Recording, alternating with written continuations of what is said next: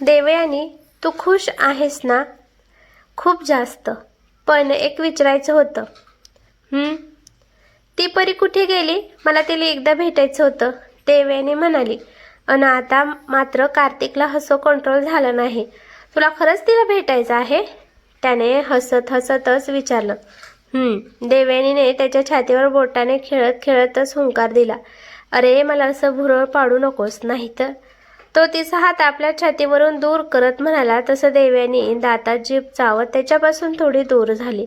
थांब, कार्तिक पाटील म्हणाला आणि त्याने खिशातून फोन काढून त्यावर काहीतरी टाईप केलं. क्षणात पुन्हा ती परी कुठून तरी पंख फडफडवत देवयानी समोर आली. देवयानीने पटकन तिला स्पर्श करण्याचा प्रयत्न केला, पण ते हातात आलीच नाही. तिचा हात त्या परीच्या आरपार गेला. कार्तिक हसत म्हणाला. देवू, ती फक्त 5व्या परिमाणातील प्रतिमा आहे. देवयानीने अविश्वासाने पुन्हा एकदा त्या परीला हातात घेण्याचा प्रयत्न केला, पण नाही, ती काही हातात येत नव्हती. आता देवयानीच ओशाळून हसायला लागली. परी असणं तरी कसं शक्य आहे? तिने स्वतःच्या डोक्यावर हलकी टपली मारली आणि पुन्हा कार्तिक पाटीलच्या कुशीत शिरली. देव, मला एक गोष्ट सांग. आज तू इतकी छान तयार का झाली आहेस? म्हणजे हे सगळं घालायला मी तुला आपल्या हनीमूनसाठी सांगितलं होतं, मग आजच का? तुला खरंच हे हवं आहे का? त्याने तिच्या गालावर आलेली केसाची बट अलगद कानामागे सारत विचारलं. आता मात्र देवयानी पूर्णपणे गोंधळून गेली. क्षणात तिच्या अंगावर शहारा आला. देवू, तुला खरंच हे हवं आहे का? त्याने पुन्हा मिस्सिलपणे विचारलं. देवयानी काहीच बोलली नाही. ती पुढे आली आणि त्याच्या छातीत आपलं तोंड लपून उभी राहिली. तिच्या मनात आता हलकीशी भीती दाटून आली होती. आज ती खास त्याच्यासाठी सजली होती, पण हे सगळं करताना कार्तिकने हे कपडे हनीमूनला घालायला सांगितले होते ही गोष्ट तिच्या पूर्णपणे विसरून गेली होती. त्या विचाराने तिच्या हृदयाची धडधड 100 पट वाढली. देव, माझ्याकडे बघ. कार्तिकने तिचा चेहरा अलगद हातात धरून स्वतःकडे वळवला. देवयानीचे डोळे मिटलेले होते आणि तिच्या गालावर लाजेची हलकी गुलाबी छटा पसरली होती. अरे देवा, देवू, तुझ्या ह्या गोड चेहऱ्यासाठी मी माझं सर्वस्व अर्पण करायला तयार आहे. तो तिच्या गालाला हलके चिमटा काढत अगदी फक्त तिलाच ऐकू जाईल अशा आवाजात पुटपुटला. देवयानीने हळूच डोळे उघडून त्याच्याकडे पाहिलं. कार्तिक तिच्याकडेच एकटक पाहत होता. त्याच्या किंचित धुंद नजरेत फक्त तीच होती. त्याची ती नजर आणि त्याची ती मिठी, एवढंच तिच्यासाठी पुरेसं होतं.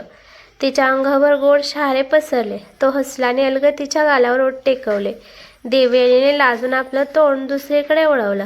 त्याने हलकेच पुढे होत तिच्या गळ्यावर ओठ टेकवले. तिने डोळे घट्ट मिटून एक दीर्घ श्वास घेतला. क्षणोक्षणी तो तिच्या चेहऱ्यावर, गळ्यावर आणि मानेवर प्रेमळ वर्षाव करू लागला.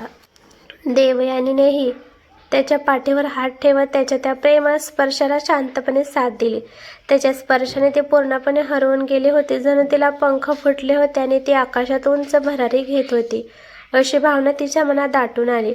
त्याचा प्रत्येक स्पर्श तिला मोहित करत होता. मध्येच ती त्याचा आपल्या अंगावरून फिरणारा हात घट्ट पकडून धरत होती. पण कार्तिक तिचा हात अलगद सोडवत पुन्हा तिच्या कमरेवर आणि पाठीवर प्रेमाने हात फिरवत होता. देवयानीने हलकेच आवंढा गेला.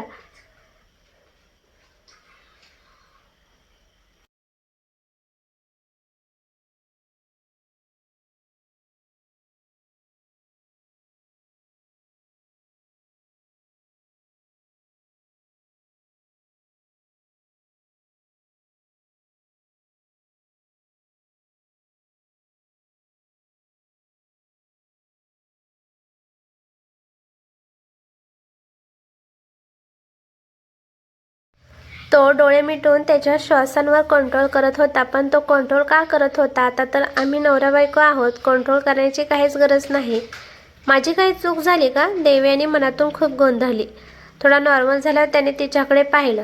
तिच्या चेहऱ्यावर गोंधळ स्पष्ट दिसत होता. देव, तुला आपल्या मधुचंद्रसाठी कुठे जायचं आहे? आपण तिथंच आपली स्पेशल नाईट सेलिब्रेट करू. तो प्रेमाने तिच्या डोक्यावरून हात फिरवत म्हणाला आणि तिने मनातच सुटकेचा निश्वास सोडला. तुम्ही जिथं असाल ती जागा माझ्यासाठी खूप स्पेशल आहे. इनफॅक्ट मला फक्त तुमची सोबत हवी आहे. मग जागा कुठलीही असो, अगदी झोपडीसुद्धा चालेल. ती हसत म्हणाली. काळजी करू नकोस. कार्तिक पाटील त्याच्या बायकोला झोपडीत तर नक्कीच घेऊन जाणार नाही, तो तिला मिठीत घेत म्हणाला. देवयानीही आता शांत झाली आणि त्याच्या छातीवर डोकं टेकवत त्याच्या मिठीत विसावली. माफ कर देव, पण तुझी इच्छा होती म्हणून आपण हे सर्व पूजा झाल्यानंतरच करू. मनातच म्हणत कार्तिकने डोळे मिटले. सकाळी देवयानी फ्रेश होऊन बाहेर आली तर कार्तिक कुठेच दिसत नव्हता. तेवढ्या दारावर टकटक झाले. तिने जाऊन दरवाजा उघडला तर समोर रोहिणी उभी होती. अगं, वाढदिवसाच्या खूप खूप शुभेच्छा देव. रोहिणीने तिला पुन्हा एकदा मिठी मारत शुभेच्छा दिल्या. खूप खूप धन्यवाद. तू इथे आलीस? देवयानीनेही प्रेमाने तिचे आभार मानले. ते जाऊ दे, आधी ही साडी आणि दागिने पटकन घाल, रोहिणी म्हणाली आणि तिने हातातील बॉक्स देवयानीच्या हातात दिला. तू माझ्यासाठी साडी भेट म्हणून आणली आहेस? देवयानीने बॉक्स उघडून साडी पाहत विचारलं. नाही, ही कार्तिककडून आहे. तुझ्यासाठी एक सरप्राईज आहे, रोहिणी म्हणाले. देवयानीने प्रश्नार्थक नजरेने तिच्याकडे पाहिलं. रोहिणी हळूच दरवाजाजवळ गेली. अंकल, तिने हाक मारली. क्षणात अंकल आत आले. त्यांना पाहताच देवयानी स्तब्ध झाली. तिचे डोळे क्षणात पाणावले. अंकल, तिने भरलेल्या डोळ्याने हाक मारली. अंकल हसत तिच्यासमोर आले आणि तिच्या डोक्यावरून प्रेमाने हात फिरवला. पोरी, नशीब काढलंस, ते एवढंच म्हणाले. बस. देवयानी लगेच त्यांच्या मिठीत शिरले. माफ करा अंकल, मी तुम्हाला सांगितलं नाही. खरं तर देवेने त्यांना तिच्या लग्नाचं गुपित सांगू लागले. माहिती आहे सगळं. जावई बापू खूप चांगले आहेत. तुझी पसंत अगदी उत्तम आहे, कारण त्यांचं तुझ्यावर खूप प्रेम आहे. म्हणूनच त्यांनी आज पूजा ठेवली. आम्हालाही बोलावलं. सगळ्यांना ते तुझ्याबद्दल सांगत आहेत, अंकल म्हणाले. देवेने आश्चर्यचकित झाली. तिने रोहिणीकडे पाहिलं तर रोहिणीने हसत मानेनच होकार दिला. देवयानीने मनोमन कार्तिकचे आभार मानले.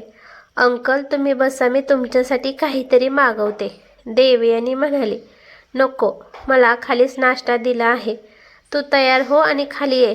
सगळेजण तुझी वाट पाहत आहेत, अंकल म्हणाले आणि तेथून निघून गेले. ते जाताच रोहिणीने देवयानीच्या खांद्यावर हात ठेवला. अगं मॅडम, आता तरी खुश आहेस ना? रोहिणीने हसत विचारलं. तू कधीपासून कार्तिकची बाजू घ्यायला लागलीस? देवयानीने डोळे बारीक करत विचारलं. जेव्हा मला शिवकडून तुझी लव्ह स्टोरी कळली तेव्हापासून मी कार्तिकच्या बाजूने झाली. शेवटी त्याचं तुझ्यावरचं प्रेम कळलं आणि मला पण शेवटी काय पाहिजे होतं? तुला कोणीतरी जीवापाड जपणारं भेटावं आणि ती व्यक्ती कार्तिक आहे याची मला खात्री पटली आहे, रोहिणी शांतपणे म्हणाली. देवयानीला जास्तच आनंद झाला. तिने पटकन पुढे येऊन रोहिणीला मिठी मारली. रोहिणी, तुला माहिती नाही आज मला किती आनंद झाला आहे, कारण आता माझी बेस्टी अन माझं प्रेम दोन्ही माझ्यासोबत आहेत, तेही राजी खुशीने. देवयानी डोळ्यात पाणी आणत म्हणाली. बस बस, पटकन तयार हो. थोड्याच वेळात पूजा सुरू झाली. देवयानी मेहंदी कलरची पैठणी नेसून कार्तिकसोबत बसले होते. समोर भटजी मंत्र बोलत होते अन दोघे पण पूजा करण्यात गुंग होते. शिव आणि रोहिणी त्या दोघांकडे पाहत होते. मिसेस पाटील सोफ्यावर बसून वेगळ्या नजरेने पाहत होत्या. देवयानीच्या अंकल आंटी तिथेच बसलेले होते. आंटी मनातल्या मनात देवयानीच्या नशिबावर चरफडत होती, पण चेहरा मात्र नॉर्मल ठेवला होता. इकडे मिसेस पाटील पण नाखुशीने सगळं करत होत्या. सगळे आपापल्या गप्पा मारण्यात बिझी आहेत हे पाहून त्या हळूच तेथून सटकल्या. त्यांनी थोड्या रागात आणि घाबरत घाबरत एक नंबर डायल केला. समोरून फोन उचलला गेला. काम हुआ क्या? त्यांनी पटकन विचारलं. समोरून काहीतरी बोलणं झालं. गुड. आता त्यांच्या चेहऱ्यावर थोडे आनंदी भाव होते. इकडे पूजा संपली आणि त्या दोघांनी सगळ्यांकडून विश करून घेतलं. काही कामानिमित्त शिव आणि कार्तिक बाहेर गेले होते. तेवढ्या शिवचा फोन वाजला. त्याने रिसिव्ह करेपर्यंत फोन कट पण केला. स्क्रीनवरचं नाव पाहून तो थोडा चकित झाला. What happen? कार्तिकने त्याचा चेहरा पाहून विचारलं. Don't know. या आंटी बँगलोरला देवयानीच्या शेजारी राहतात. आता कॉल का करत आहेत? शिव गोंधळून म्हणाला. लिव्ह इट, कार्तिक म्हणाला. पण शिव जागीच थांबला. कार्तिकने वैतागून त्याच्याकडे पाहिले. सायली काकू त्या तिथे एकट्या आहेत, कदाचित त्यांच्याबद्दल, शिव म्हणाला आणि नकळत कार्तिकच्या चेहऱ्यावरचे भाव बदलले. शिव थोडा वेळ तसंच कार्तिककडे बघत उभा राहिला, कारण त्याला कार्तिकचे एक्सप्रेशन कळत नव्हते. त्याचवेळी कॉल. कार्तिक थोडं घाईत म्हणाला. का कोणास ठाऊक, पण शिवला तो थोडा अस्वस्थ वाटला. त्याने लगेच फोन लावला. समोरून पण लगेच रिसिव्ह झाला. हॅलो शिव. हॅलो शिवजी, तुम्ही बोलताय का? मी देवयानीला खूप वेळा फोन करतोय, पण ती फोन उचलत नाहीये. प्लीज मला तिच्याशी बोलू द्या. एक समोरून आवाज आला. काय झालं? शिवने विचारलं. अरे वो उसकी काको का ॲक्सिडेंट हो गया, हम उनको अस्पताल लेके आए हैं, समोरून आवाज आला. क्षणात शिव पॅनिक झाला. काय? काकू ॲक्सिडेंट? शिवने थोडं मोठ्याने विचारलं. इकडे कार्तिकच्या चेहऱ्याचा पूर्ण रंगच बदलला. त्याने पटकन पुढे होऊन शिवच्या हातातून फोन हिसकावून घेतला आणि कानाला लावला. ओ भी सिरियस है, देवयानी को बोलो जल्दी से आ जाए. ती बाई अजूनही फोनवर बोलत होती. Which hospital? कार्तिकने लगेच विचारलं. त्या बाईने हॉस्पिटलचं नाव सांगितलं. तसं कार्तिक गाडीकडे पळाला. कार्तिक, शिव मागून हाक मारत त्याच्या मागे धावत होता. गाडीचा दरवाजा उघडता उघडता अचानक कार्तिक थांबला. त्याने शिवकडे पाहिलं. शिव, देवयानीला याबद्दल काहीही सांगू नको, मी फोन करेन, कार्तिक म्हणाला आणि लगेच गाडीत बसला. बस आता त्याच्यासमोर फक्त सायली काकूचा चेहरा दिसत होता आणि आता फोनवर ऐकलेला त्यांचा ॲक्सिडेंट आठवून तो जास्त अस्वस्थ होत होता.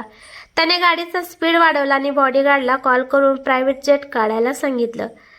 कार्तिक वेळेत पोहोचून सायली काकूंना वाचवू शकेल की नीती त्याच्याकडून काहीतरी खूप मोठं हिरावून घेणार आहे? पाहूया पुढील भागात. धन्यवाद.